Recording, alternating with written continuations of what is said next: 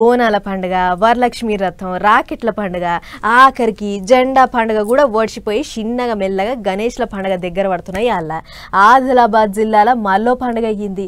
అగ్గో తెలంగాణలో మాకు తెలియని పండుగ ఏంది అని అనుకుంటున్నారులే.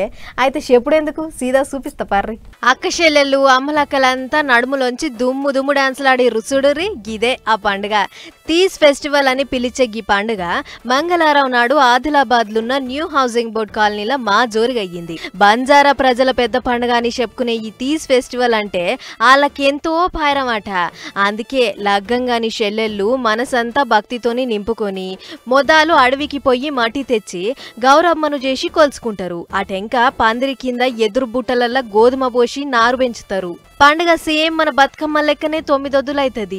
ఈ 9 ఒద్దులు ఒక పొద్దు పట్టి ఎంతో నిష్టతోని ఉంటారు. గిట్లా వేస్తే పెళ్లి కాని ఆడపిల్లలకు మంచి పెన్మిటి దొరుకుతాడని అలా నమ్మికనట.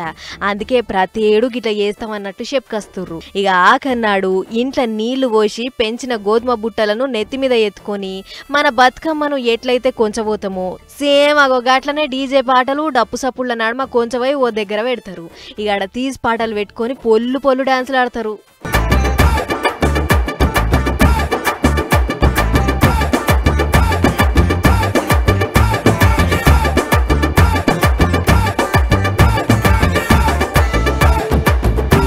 చూడుర్రి అక్క చెల్లెల మురిపం ఎట్లుందో. వీళ్ళే కాదు అటు దిక్కు మోగోళ్ళు కూడా మేమేం తక్కువ కాదన్నట్లు వాళ్ళ తరీకల వాళ్ళు ఎంజాయ్ చేసిర్రు. గిట్లా అందరూ సంబురంగా ఆడి పాడినాక మళ్ళెత్తుకొని ఊరవతల ఉన్న చెరువు కాడికి పోయి దించుతారు.